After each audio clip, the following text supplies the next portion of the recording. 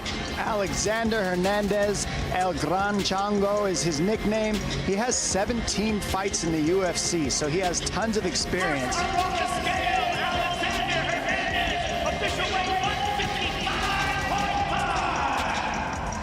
As you can see, he's a pretty buff guy. He touts strength, power, explosiveness, speed, and also footwork.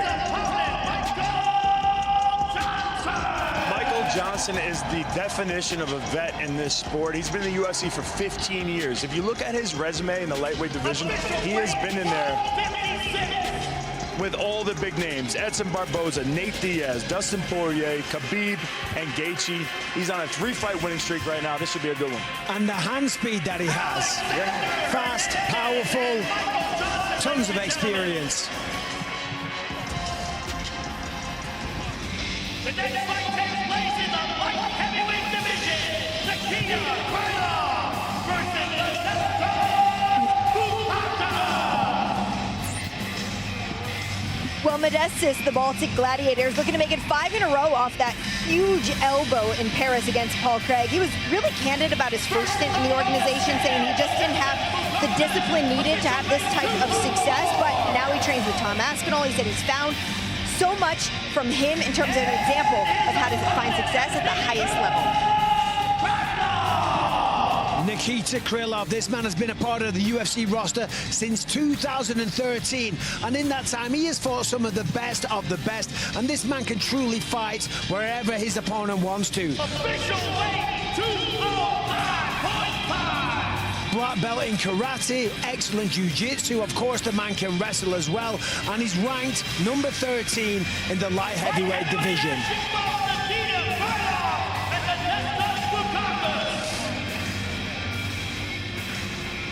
The next fight takes place in the middleweight division.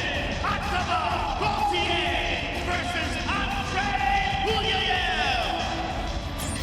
Andre Puyayev, this man's been knocking people out in the UFC.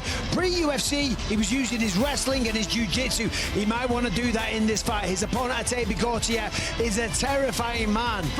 Let's wait for the weight.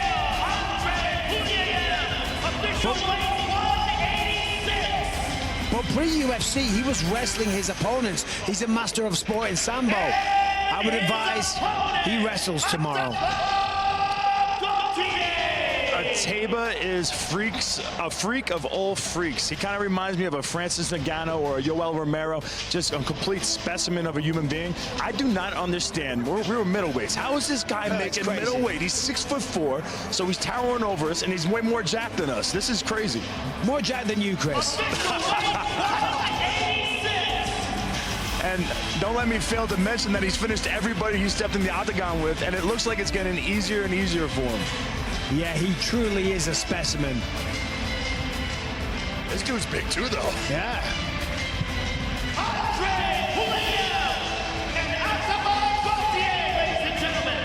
I guess we'd have to go down to welterweight at this point. Next, we move to the featured bout of the prelims in the Bantamweight division. Namajunas versus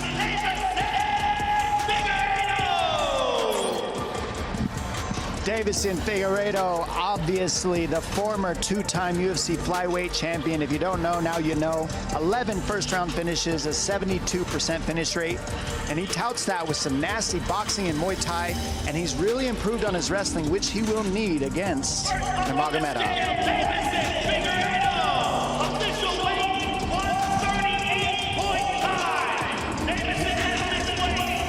He did miss weight, which does suck because it takes away some of the validity of the fight, the importance of it, but he gives away 20%.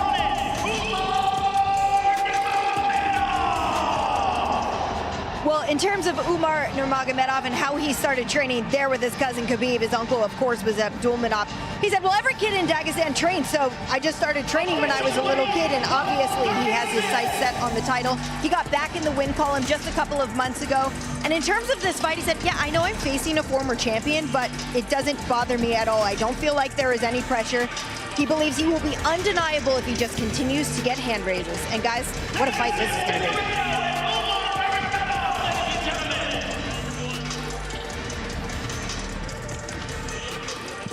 Next, we move to the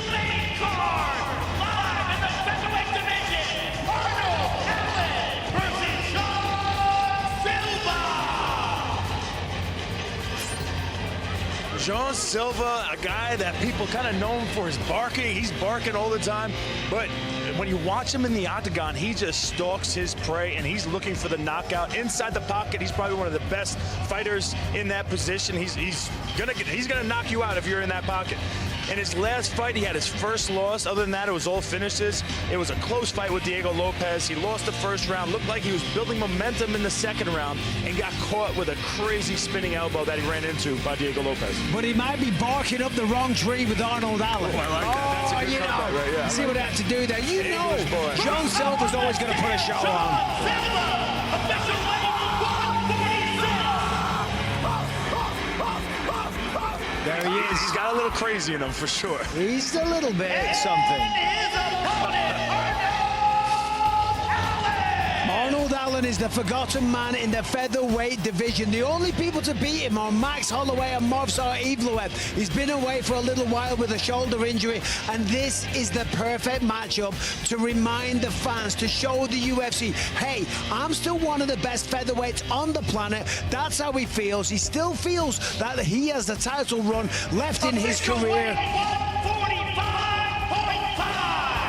And the man is oozing confidence all week. As we know, he's a quiet guy, so he doesn't talk much, but when you speak to him, he's got it. He's happy. And look at John Silva. The man's a maniac. What is he doing? I don't, he's casting a spell. Oh, no. Oh, no. Oh! John Silva and Arnold Allen, ladies and gentlemen. Next fight takes place in the women's flyweight division. Natalia Silva versus the Rose Namajunas. Rose is one of the greatest women's mixed martial artists that we ever seen bless the octagon. She was a 4-time UFC champion. She won the belt. She ended up losing it. She ended up fighting back, won it again, and here she goes. She's on a win streak, trying to win it back for a third time. She's so well-rounded. She was one of the first girls in MMA that I was like, holy smokes, she's got it all down pat. Natalia Silva.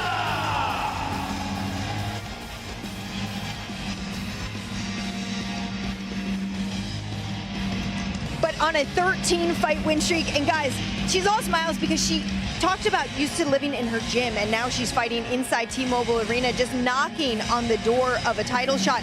But it doesn't matter for her how long it takes to get there. She is in love with the process of fighting, and of course, the experience to face Rose Namajunas and the challenges that may bring will prepare her for the day that she is able to fight for gold.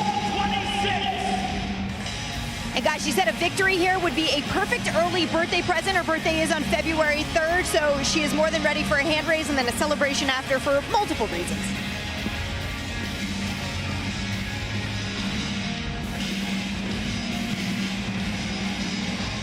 Rose Namajunas and Natalia Silva, ladies and gentlemen.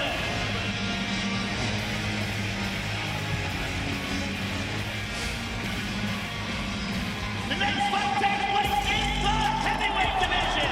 Waldo Cortez Acosta versus Derek Lewis.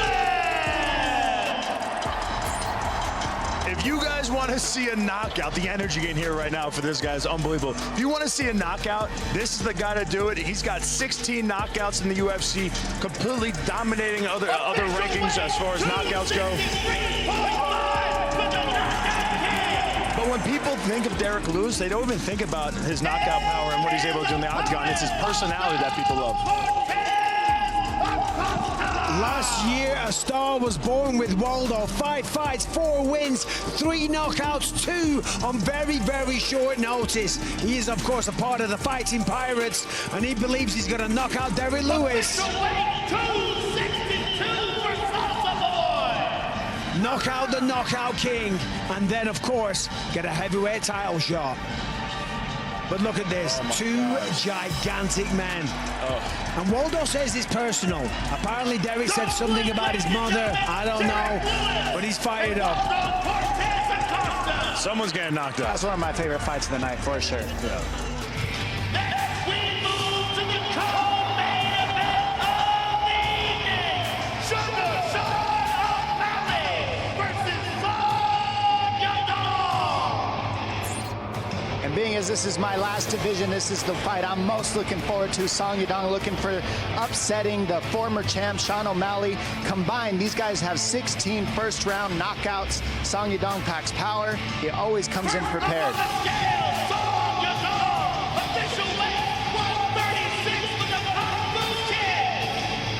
Comes with a really good wrestling and jiu-jitsu background mixed with power boxing on his angles and staying in the pocket. It'll be fun to watch.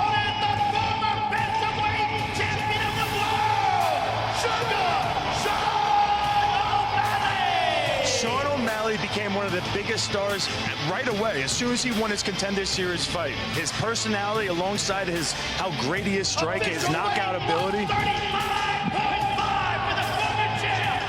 True sniper on the feet. He lost 2 in a row now. He lost to Merab Dvalishvili twice. But if you had to pick a terrible matchup for Sean O'Malley, it would have been him. The co-main event of the evening, ladies and gentlemen, Song Yadong and Sean O'Malley.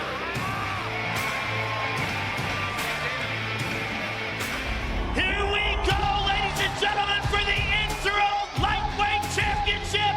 Introducing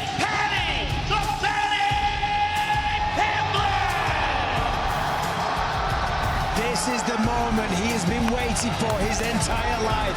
Paddy Pimblett believes this was his destiny. He was selling out crowds back in England a long time ago. He's always been popular. 7-0 in the UFC, brimming with confidence. Official weight 154. In the best shape of his life. Mentally stronger than he's ever been, technically better. Opponent, Justin, the Highlight Gaethje. Listen to that crowd. He comes from Safford, Arizona, and fights out of Denver, Colorado with Trevor Whitman. This man is an NCAA Division I All-American wrestler. Official weight 155. He's got 20 wins by KO and 81% finish rate. To put into perspective, this man has 13 performance awards alone. O'Malley versus Song Yadong has 14 together. That is why they call him the Highlight.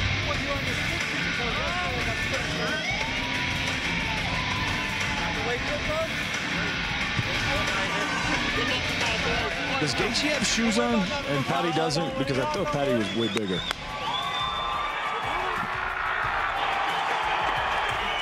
Леди и джентльмены, я с Падди Пимблеттом. Падди, у тебя был потрясающий взлет на вершину легкого дивизиона. И завтра тебя ждет важнейший поединок в карьере. Поделись мыслями о нем и о Джастине Гейдже как об оппоненте. Знаешь, как я говорил все это время, Джастин Гейдж — легенда. И я хочу выйти и финишировать его. Хочу добавить... Сами знаете... Хочу добавить еще одну легенду в свое резюме и привезти временный титул домой, в Ливерпуль. И все здесь готовы к этому, они хотят это увидеть. И это произойдет завтра. Погнали! Удачи, сэр! Падди Пимблетт, леди и джентльмены. И я с хайлайтом, с одним из лучших в истории, леди и джентльмены. Джастин, ты открыто заявил, что это последняя глава твоей карьеры. Ты хочешь закрыть ее с титулом. Что завтрашний бой значит для тебя? Это все для меня. Я посвятил свою жизнь этому, и предстоящий бой всегда самый важный, но это важнейший бой в моей жизни. Мне не терпится выйти со звездно-полосатым флагом и представить нашу страну достойным образом. Спасибо, сэр. Удачи. Джастин Гейджи, леди и джентльмены.